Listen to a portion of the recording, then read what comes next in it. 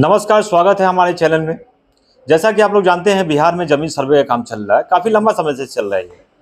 लेकिन बिहार के कई लोग ऐसे ही, आप लोग जानते हैं, बिहार में रोज़गार नहीं है। रोज़गार की तलाश में बिहार के कई लोग दिल्ली, मुंबई, चेन्नई, कोलकाता, हैदराबाद वगैरह में जो वहाँ पे रोज़गार की तलाश में वो लोग गए हुए हैं और वहाँ पे सालों से काम कर रहे हैं। तो क्या सरकार उनकी ज़मीन छीन लेगी? इसी को मुद्दा को लेकर आज हमारे बीच राजीव सिंह, जो कोलकाता हाई कोर्ट के जाने माने वकील हैं, इनको किसी पहचान का मोहताज नहीं है। ये आप लोगों को जो बताएंगे कि इस सिचुएशन में जो लोग बाहर रह रहे हैं बिहार के से बाहर, तो क्या करना होगा। सबसे पहले स्वागत है हमारे चैनल में। बहुत बहुत धन्यवाद। तो जो लोग बाहर रह रहे हैं, जो है बिहार के बाहर में, तो क्या सरकार उनकी जमीन छीन लेगी? नहीं नहीं, देखिए, इसमें डरने की कोई बात नहीं है। सरकार का मकसद किसी का ज़मीन छीनना नहीं है, बल्कि सरकार का मकसद क्लियर है कि ज़मीन से जुड़े आपराधिक कांड को कम करना और उसके एक्चुअल मालिक के बारे में पता लगाना है। सरकार किसी का ज़मीन छीनने नहीं जा रही है। अच्छा, तो जो लोग अन्य राज्यों में रह रहे हैं, तो उनको आकर क्या करना चाहिए? देखिए, अन्य राज्यों में भी जो लोग रह रहे हैं, उन्हें अपने ज़मीन का दाखिल खारिज कराना चाहिए। वो या तो वहाँ पे वापस जाए, जाके वहाँ से डिटेल वगैरह निकाले। अगर नहीं है तो उनके सगे संबंधी है, उनसे संपर्क करने के बाद अपना दाखिल खारिज लोकल अंचल में जो ब्लॉक कमिटी है, ब्लॉक ऑफिस है, वहाँ पे ज़मीन में दाखिल खारिज तो कराए। क्या उन लोगों को जाना कंपलसरी है? यदि नहीं जाएंगे तो क्या उनका जमीन जो है सरकार ले लेगी? नहीं नहीं नहीं नहीं, ऐसा बात नहीं है। अभी सरकारी राजस्व का, बिहार सरकार का ऑनलाइन वेबसाइट है, वहाँ पे सारी सुविधाएं उपलब्ध है। सारे जितने भी इंफॉर्मेशन चाहिए वहाँ पे अवेलेबल है। तो अगर उनके पास प्रॉपर इंफॉर्मेशन है, खाता नंबर, खेसरा नंबर, खतियानी है न, कैसा जमीन है, तो वो ऑनलाइन भी म्यूटेशन के लिए अप्लाई कर सकते हैं।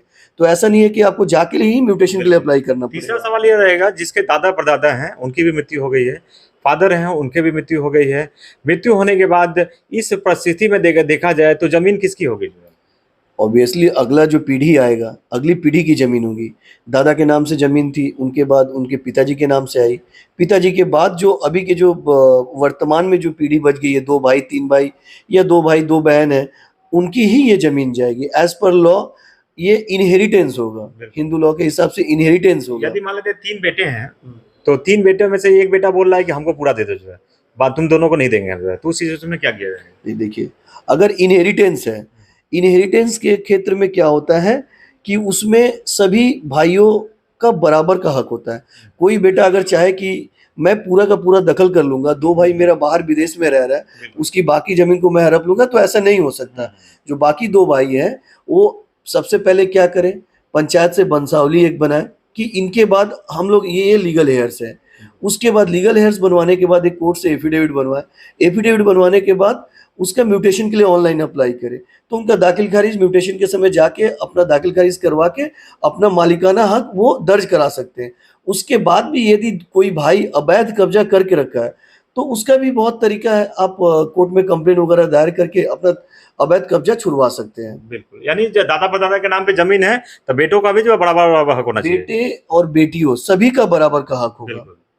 खतियाना जमीन है पास में, यदि मान लेते कोई कागज नहीं है, तो इस सिचुएशन में उसको क्या करना चाहिए? खतियानी जमीन का भी इंफॉर्मेशन जिला मुख्यालय के पास है। सबसे पहले अपनी खतियानी निकालें। खतियानी से आप पेज नंबर, खाता नंबर, खेसरा नंबर, ये सब सारा इंफॉर्मेशन आपको अवेलेबल हो जाएगा। वहाँ आप देखिए कि आपका किस पूर्वज के नाम से वो खतियानी ज़मीन अवेलेबल है। अवेलेबल होने के बाद उस पूर्वज से एक चेन मिलाना पड़ेगा कि वो आप कौन सा जनरेशन है, 3rd जनरेशन है या 4th जनरेशन है। तो इसकी पूरी खतियानी के बाद से ही वो वंशावली आपको तैयार करनी होगी। वंशावली लोकल पंचायत आपको अप्रूव करेगा।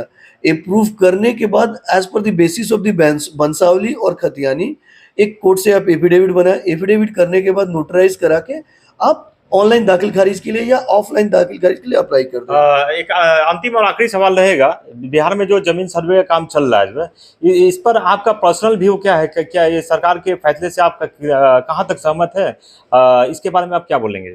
देखिए, मैं सरकार के इस फैसले से सहमत हूँ और ये बहुत अच्छा पहल है, क्योंकि इस तरह से बहुत सारा सरकारी ज़मीन देखिएगा कि बहुत सारा अवैध कब्जा होकर रखा है। जैसे गैर मजरूआ ज़मीन है, वेस्टेड लैंड को भी आम आदमी लोग ऑक्युपाई करके रखे हुए हैं, कैप्चर करके रखे हुए हैं। तो सरकार का एक्चुअली ज़मीन कितना है, कहाँ है, कौन इसका एक्चुअल ओनर है, ये निकल के सामने आएगी। और तो उनको तो प्रॉब्लम हो ही गई कि जिसको काफ़ी ज़मीन हड़प के रखे हैं, सरकारी भी ज़मीन लेके रखे हैं, तो जिनके पास काफ़ी ज़मीन है उनको तो दुख और दर्द तो होगा ही। लेकिन एक अच्छी पहल है, इनसे आपराधिक कांड भी कम होंगे, जो ज़मीन से जुड़े हुए आपराधिक कांड है। और मैं तो कहूँगा कि कुछ दिन पहले ही बिहार सरकार म्यूटेशन को दाखिल खारिज को मैंडेटरी कर दी थी कि जिसके नाम से म्यूटेशन नहीं है वो ज़मीन नहीं बेच पाएगा। तो लेकिन उसको मैंडेटरी करना चाहिए, यदि म्यूटेशन नहीं है तो वो ना बेच पाए।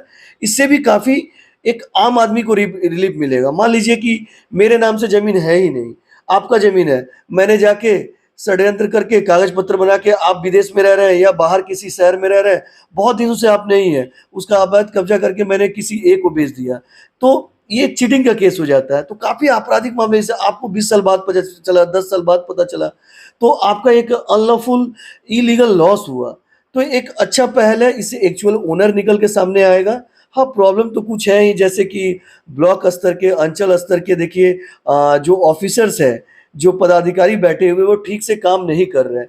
तो आम आदमी को परेशानी उठानी पड़ रही है जिनको प्रॉपर इन्फॉर्मेशन नहीं है, क्योंकि सर्वे से पहले आपको दाखिल खारिज कराना मैंडेटरी कर दिया गया कि आप अपना ऑनलाइन एप्लीकेशन करके कैसे भी हो ऑनलाइन व्यू होना चाहिए, तभी जाके सर्वे में हो पाएगा, नहीं तो नहीं हो पाएगा।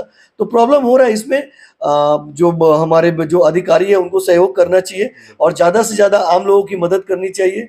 इसमें बीच में कोई भी दलाल वगैरह नहीं होने चाहिए, किसी तरह का अवैध लाभ किसी को नहीं होना चाहिए।